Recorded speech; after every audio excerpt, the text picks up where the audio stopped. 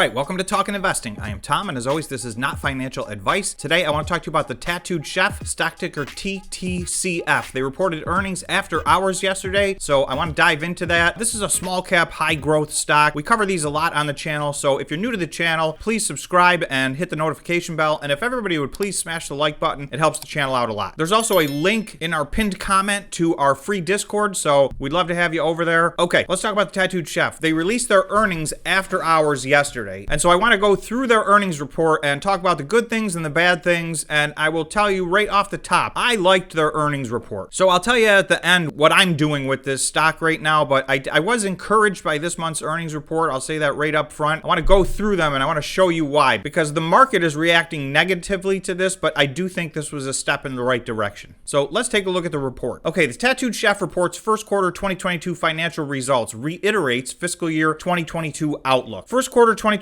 financial overview compared to 2021 first quarter. Okay, revenue rose 37% to $72.1 million. So that is their best quarterly revenue they've ever had in the history of the company. So that is a good sign. Tattooed Chef brand products revenue increased to $43.5 million, or 60% of the total revenue. So as you guys may know, they also do some private labeling, but now at this point, 60% of their revenue is coming from their brand, and that's what this company is going to be on a going forward basis. They are branding themselves heavily. So $43.5 million was also their all-time record in a quarter for branded sales. So those two numbers are extremely encouraging, and I will tell you why. They have big upside in the long term, but I have been worried about the next year or two. And 2021 is the reason why. In 2021, pretty much every single quarter, they missed revenue and then they lowered their revenue expectations. And in addition to that, they lowered their gross margin expectations. So, when you're a brand new small cap high growth company and you lose money every quarter, the one thing people count on is strong revenue growth. And they weren't getting that last year, and it really didn't make a lot of sense to me. So I'll show you on the chart where we were a month and a half ago when I made a video, but basically my conclusion of that video was I need to see more from the Tattooed Chef, and I was going to try and sit out on the sidelines for 1 or 2 quarters and see what happened, because again, they just weren't hitting that revenue number. Now I will tell you, they missed on their earnings again, but I don't care, and I don't think the market cares that much about earnings on a company at this stage. This is a high growth company. They're spending a lot of money now on marketing to brand themselves, and so the profit will come over time if the revenue comes. The key to their story is that they are a high growth company, and they were not behaving that way at all last year. Well, this quarter is a massive departure from that. These are blockbuster numbers in my opinion, and I'm going to show you a chart that I put together that I've been following for the last year, and I think it illustrates just how good of a quarter this was. Okay, so if we look at this chart, you'll see the first quarter last year, they did $36 million.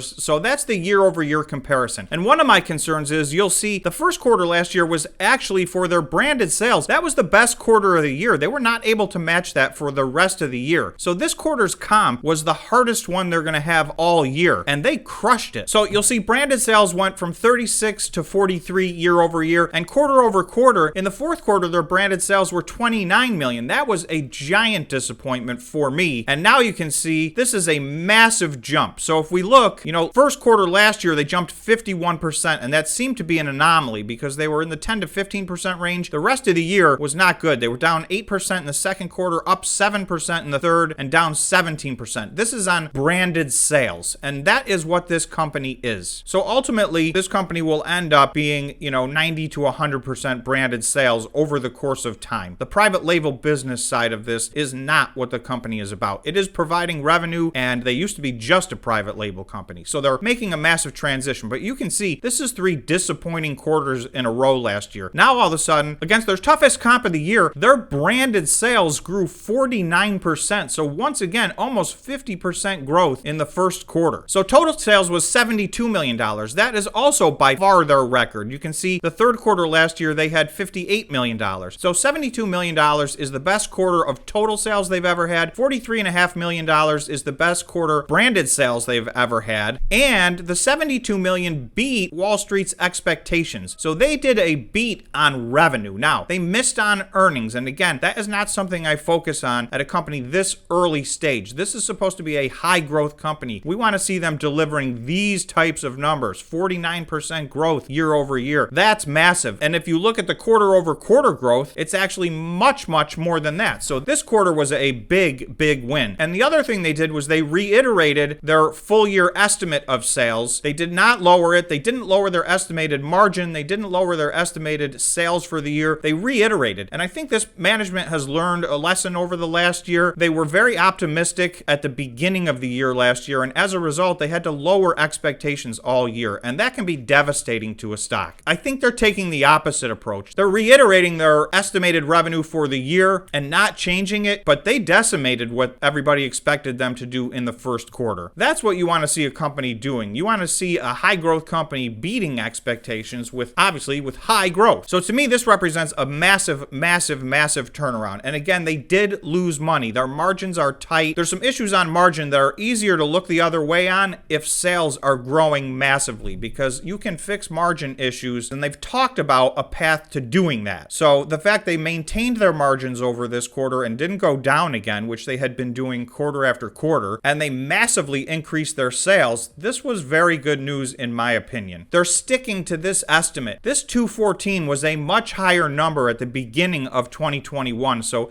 they fell well short of their targeted estimate in the year 2021. And right now it looks like they're doing the opposite. They've blown away their estimate, and that is a gigantic fundamental change. This is one of the two things that I was looking for. So this was a big event. The other thing that I'm looking for is for them to start making progress on their gross profit margin. So again, in the meantime, as long as they maintain their margins and they don't continue to go down, because they've dropped significantly over the last year. They're in the 10 to 12% range right now. A year ago, they were thinking they would be closer to the 25% gross profit margin. So you can see there's a large gap there. They don't need to be at 25%, but they do need to get better than 10 to 12%. However, in the meantime, when you see 49 or 50% growth, they're accomplishing the main thing they're focusing on right now. So I'm encouraged. Okay, we'll go back to the report. They then said net loss was $17.6 million, and then adjusted EBITDA was negative $13.4 million. So that was a little worse than people were expecting. But again, this is a early stage, high growth company. So that 49% growth to me trumps the fact that they missed their net loss by a little bit. Okay, first quarter 2022 operational highlights. Branded SKUs rose to 90 as of March 31st, 2022 from 78 as of December 31st, 2021. So this is a big part of their growth. And this is why I was confused last year as to why they weren't growing more. They added more than 10,000 new points of distribution, in the second and third and fourth quarter of last year. They were doing these types of things, and it just wasn't showing up in their sales. Well, now it has. If they can show another quarter of this, then they are trending in the right direction. They commenced production of frozen, ready-to-eat Mexican food items, so they've done some acquisitions. They've got some new lines of food that they're putting out, and they will continue to do that. That is a part of their plan. Additional operational highlights. Branded oat butter bars set to commence production in Q2 of 2022. There's another line of food that they were not even in that they're entering. So these are the types of things that are going to increase their overall sales and keep that growth rate going. All right, this is the Tattooed Chef chart on the 1 day time frame. So each one of these candles represents 1 day. You'll see this candle right here is today. So there is a red candle today. The Tattooed Chef is down 5.33% right now. But I will tell you, in my opinion, that is actually not bad. Companies right now, when reporting earnings, have been getting absolutely decimated. They did miss on income. The market's been pretty much beating everything up. This is yet another down day. This is one of many stocks that hits its 52-week low day after day after day. So down 5%, obviously that's not great, but they didn't get taken out and decimated on this move. So with that revenue beat, in a different environment, I think this could have been a day that the Tattooed Chef went up a lot. However, based on just the overall very bearish sentiment in the market, right now the Tattooed Chef is down 5%. I'm going to go through this chart and I'm going to talk about some price targets, but I just want to reiterate, this is not financial advice. I want to let you know I don't own the Tattooed Chef stock yet. I said in my last video that I was going to sit out for a couple of quarters and see what they did. So this is the first quarter and I'm extremely pleased with what they've done. But I am not yet ready to buy in, and it's mainly because the overall market is just going down and down and down. And in particular, these high growth companies that are not yet showing a profit, they just continue to get beaten down. I think this is senselessly underpriced right now. Having said that, I think it's highly probable that it's going to keep going down in price. So for me, I'm going to give it one more quarter and wait, and I may miss my window of opportunity on this one, but that's what I had decided. That was my plan. I wanted to see see a couple quarters in a row of encouraging data. I think this quarter, in my opinion, was a home run. So for broader market reasons, I do think this is going to continue to take a hit. I will tell you, this green line represents where Tattooed Chef was trading when I did my video a month and a half ago. So since that time, the Tattooed Chef is down over 40%. So there's really no reason for that other than this negative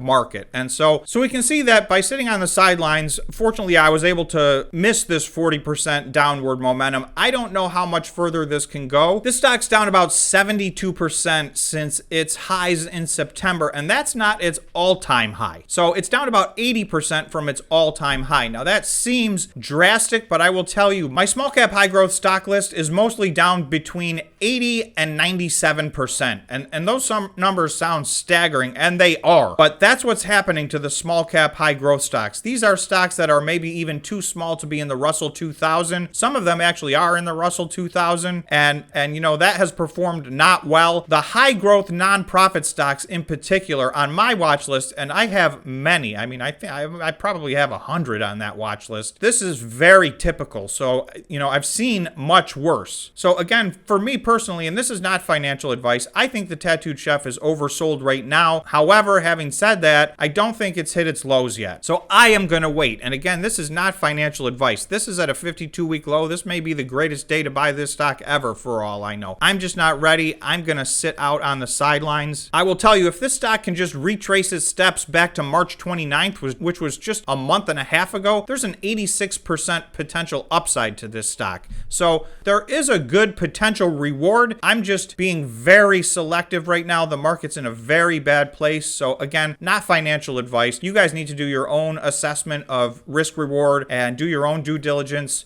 So overall, I'm sitting on the sidelines, but I did like this quarterly report. I was very impressed with the revenue. So those are my thoughts on the Tattooed Chef. I will definitely check in again next quarter or before if there's any important news releases that the Tattooed Chef has. So thanks so much for watching. And if you made it this far, please remember, subscribe to the channel and smash the like button. So thanks again, and we will see you in the next video.